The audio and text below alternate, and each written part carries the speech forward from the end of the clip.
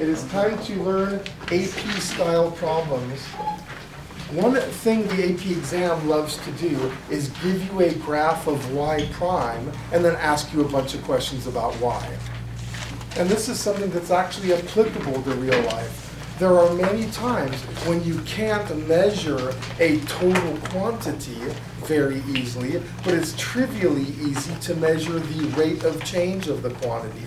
And so what we do in math is we monitor the rate of change of a quantity, and by measuring that over a long period of time, you can make conclusions about what the total quantity is. For example, if you're at an amusement park and you want to know how many people are in the park, going in a helicopter and counting all the people in your park is really, really cumbersome and pretty much impossible to do anyway. Whereas if you have someone standing at the door counting the people as they come in, right, then it's very easy to get a measurement of how many people are in an amusement park. In fact, you're going to find that the dude standing at the door doesn't even have to count every person.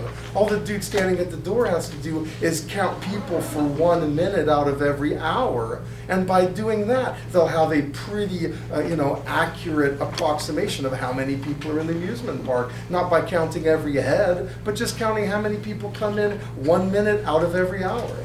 And you're going to determine, yes, Andrew? Isn't the turnstile what determines that now?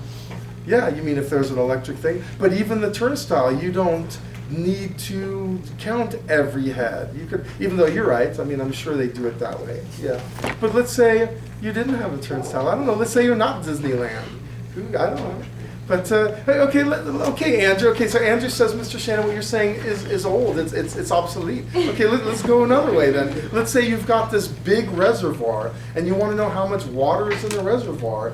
Well, you could somehow make measurements and find the volume, or something that's very easy to do is just to keep track of the flow of water into a reservoir. So you just keep track, Andrew. You just keep track of the flow of water in the reservoir, and from that you can make conclusions of how much water is in your reservoir. Or if you want to know how far something has gone, distance-wise, all you have to do is keep track of its velocity at all times, and from that you can make conclusions about how far it's gone. You see?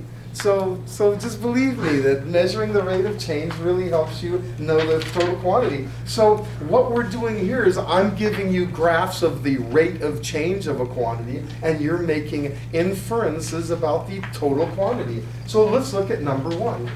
There's my graph, f prime. We're going to go through these parts A, B, C, D, E, F, G, and H, and it will be good. Here we go. 1A.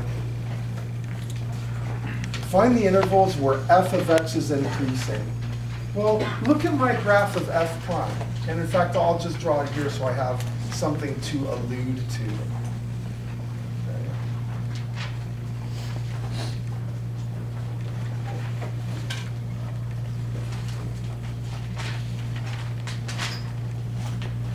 Okay.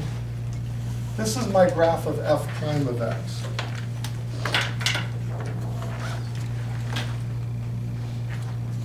If I'm looking for intervals where f of x is increasing, what does that mean for f prime? What has to be true about f prime if f of x is going to increase? Yes, Abigail? Yeah, f prime is going to be positive. Well, you tell me, over which intervals is f prime positive? Yeah, you think in -2 to 2, or -2 to 0, and then 0 to 2? Yeah, and so that's it. So what I would do is this. The answer would be, over which intervals is f of x increasing? You would say from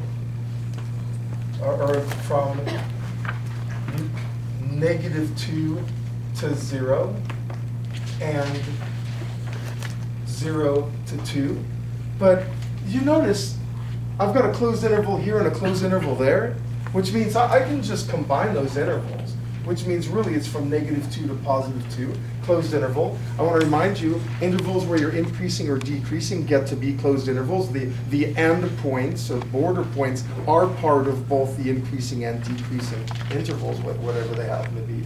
Okay, and I ask you to give a reason, and on the AP exam they're going to want a reason, and so you're going to have to tell your reason because f prime is positive on the open interval from -2 to 0 and from 0 to 2. So your reason is going to be because f prime is positive on those open intervals. And the reason is going to be just as important as the correct answer. That's what they do on the AP exam. When they haven't given this type of problem for a few years, but they used to give this problem every year without exception. And you need to be prepared to tell the world, hey, it's because f prime is positive on those intervals. I don't say for you to justify your choices, but I'm justifying them. Okay, look at 1b. Find the intervals where f of x is decreasing. This is my graph of f prime. So which intervals is f of x going to be decreasing? What's that, Jessica? Good. And where else? Good. 2 to 3. And someone tell me why. Why is f decreasing on those intervals? Yes, Andrew? Oh, because f prime of x is negative. Yeah, f prime is negative, exactly. So there's your answer. You're going to say from -3 to -2 and 2 to 3 because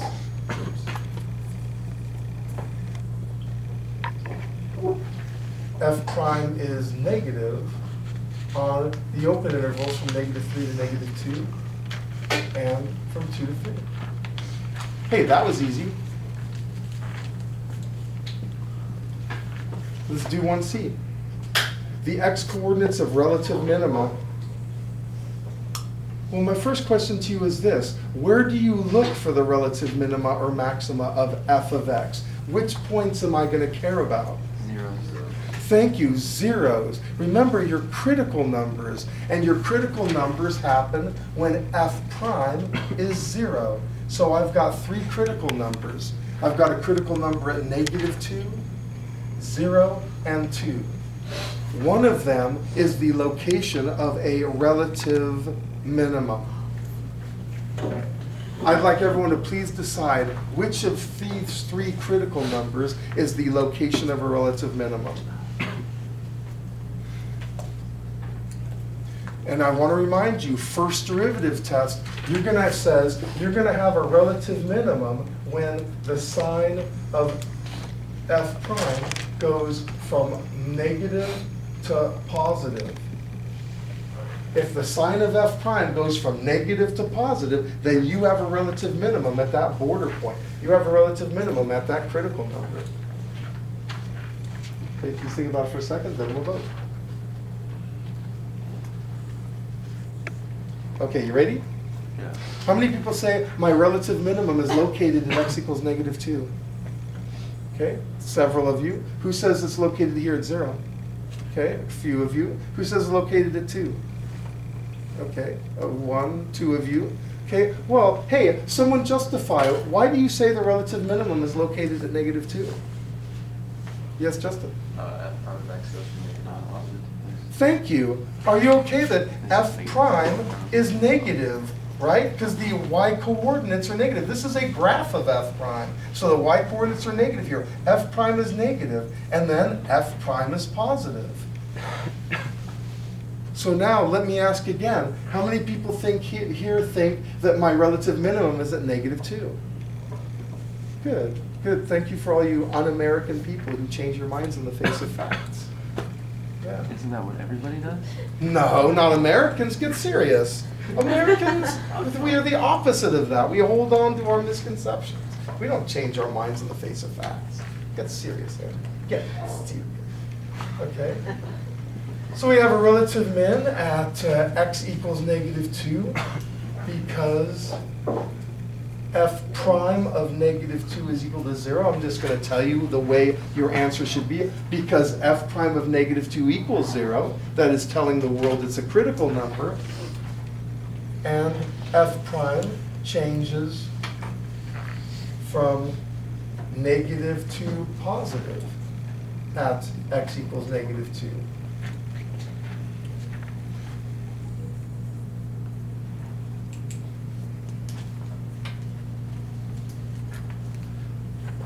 Now, in point of fact, you don't really need to write because f prime of -2 is 0, because if f prime changes from negative to positive, x equals -2, then that automatically makes x equal -2 a critical number. But I kind of put it here just to remind you guys that where you look is the critical numbers. Hey, look at 1D. Which of these two remaining points is a relative max? How many people say 0? How many people say 2? Hey, yay for you guys. And you know the reason. It's the same reason, except it's going from f prime is going from positive to negative at +2. So that's it. Relative max at x equals 2 because f prime goes from positive to negative at x equals 2. Great. Hey, let's keep going.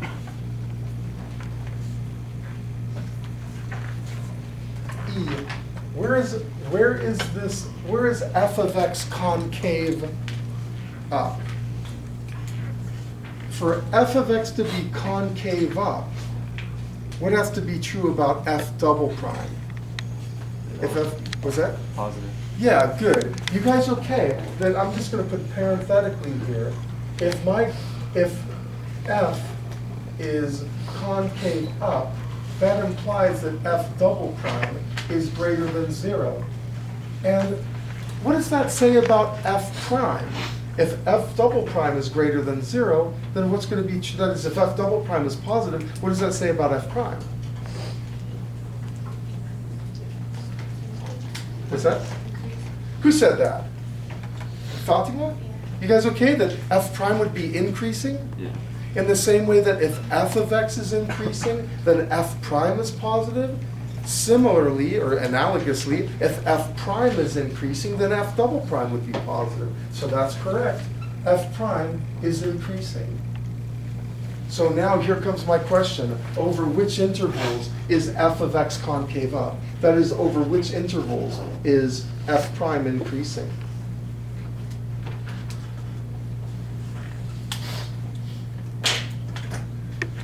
Alrighty, someone give me an answer. Give me an interval where f prime is increasing. -3 to -1. Zach says -3 to -1. F prime is increasing, -3 to -1. How many people agree with him? Well, good for you, because I do too.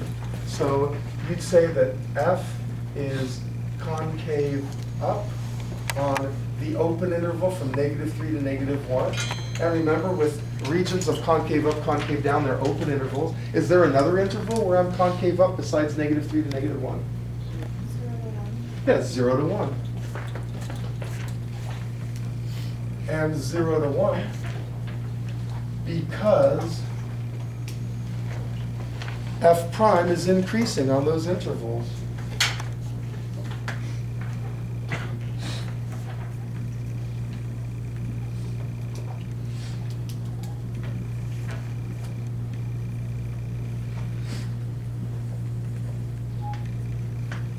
Great.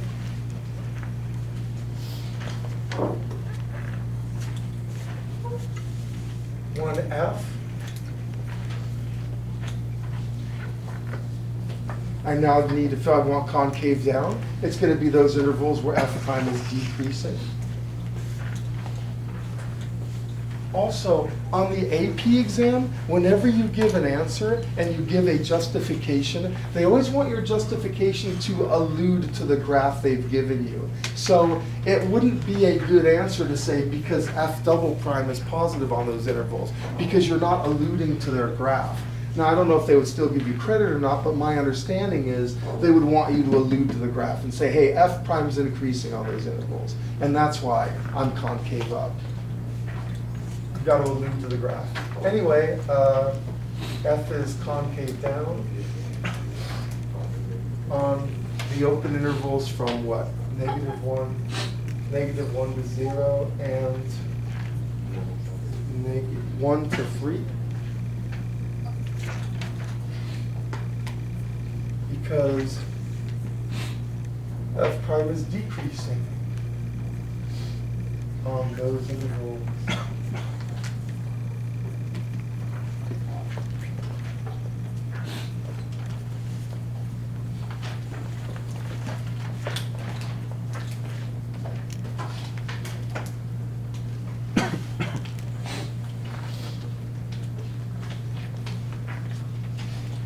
So where are my inflection points?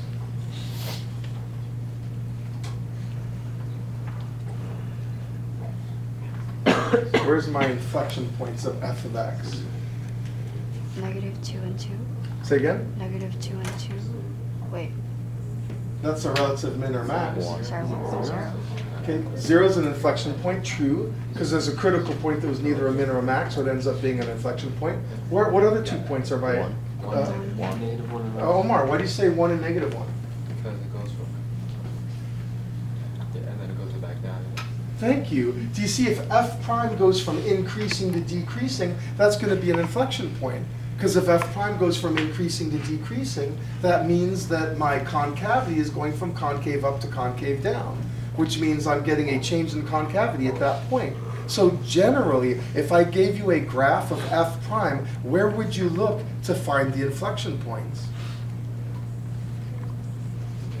What's that? Thank you, the mins and maxes.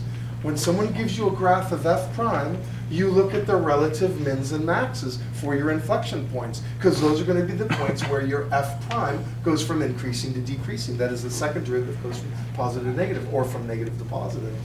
I want to remind you, when looking at a graph of f prime, where do you look for your critical points? Critical points are Zeros. zeros. Yeah, thank you, the zeros. So the zeros are the critical points, and your possible inflection points, or actually truly your inflection points, are going to be the relative mins and maxes. So there you go. At x equals -1, 0, and 1.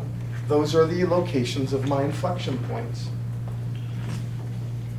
Because f prime changes sign because f double prime changes sign at those points, if you want to put it that way.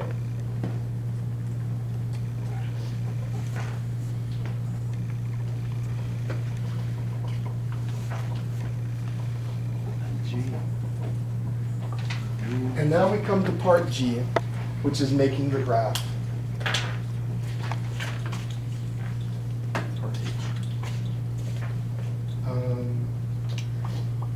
Where am I going to do this?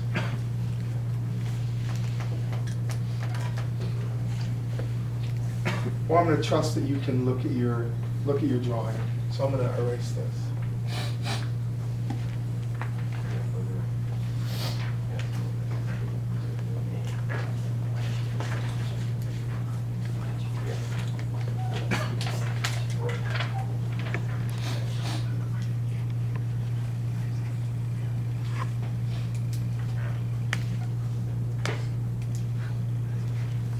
We're going to make a graph of f of x, and they say make a, oh that's h I mean, make a possible graph of f of x where f of -2 is equal to 1. So step 1, of course, put that point there, f of -2 is equal to 1. I'm sorry. Well, at least it didn't make that metallic sound. That was much more pleasant than when a water bottle normally gets knocked over. Okay, let's talk about how you would do this, and I'm going to tell you right now. You're going to go, point by point, interval by interval, intervals of 1, and for each interval, you're going to ask yourself 2 questions. Is f of x increasing or decreasing, and is f of x concave up or concave down? Those are the only 2 questions you need to ask. Is f of x increasing or decreasing, and is f of x concave up or concave down? And you can construct the graph by each unit that you proceed, asking yourself those 2 questions. Like, look at from -3 to -2. From -3 to -2. First of all, is f of x increasing or decreasing? Decreasing. Oh, decreasing. I'll tell you right now, it's decreasing. what is it about f prime from -3 to -2 that tells you that f of x is increasing on that interval? It's negative. Yeah, it's negative. F prime is negative. So I know I'm decreasing. So I know this point has to be above that point because I need to be decreasing. Now, I need to know, is it concave down or concave up? Look, am I concave up or concave down? How do you know, Omar? Because you go from negative to 5. No. No. What is it about this graph from -3 to -2 that tells me that I'm concave up, that f of x is concave up? Yes, Kylie? It's getting closer to 0, so you know it's increasing.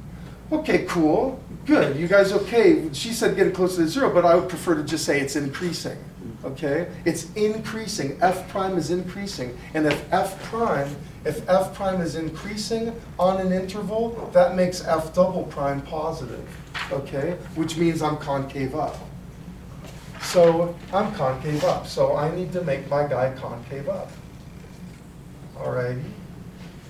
Now, from -2 to -1, answer your two questions. Is my function increasing or decreasing from -2 to -1? How many people say increasing? Good, because f prime is positive from -2 to -1, so it's increasing. So I know this point's got to be above that point. And tell me, is it concave up or concave down? Up. Concave up, because f prime is increasing, and if f prime is increasing, then you're concave up. So you've got to go like this. You guys okay with that? How about from -1 to 0? I'd like everyone to please, in their own heads, answer the two questions. Am I increasing or decreasing from -1 to 0? And am I concave up or concave down from -1 to 0? Please answer those two questions now. From -1 to 0.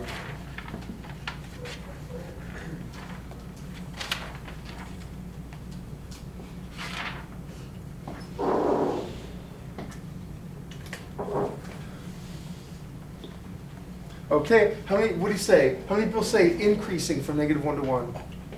Good for you guys. Angel, how'd you know it was increasing? Because it's positive? Because f prime is positive. Yeah, the graph itself is positive. So I know I'm increasing. And tell me, am I concave up or concave down from -1 to 0? Concave down. Why? Decreasing. Yeah, because f prime is decreasing. And f prime is decreasing, that means f double prime is negative. Good. So what special point have I just discovered is located at -1? Point of inflection. Yeah. So I got a relative min at -2, which we already found, and I have an inflection point at -1, which we already found. Now we go to 0, okay? And man, if the bell rings, I'm so sorry, but okay. Look at 0. From 0 to 1, are you agreed that I'm increasing Yeah. because f prime is positive? And are you agreed that I'm concave up because f prime is increasing? So I need to be concave up and increasing. But there's one more thing. What has to be true about the slope of the tangent at x equals 0? It's a critical number, right? Yeah.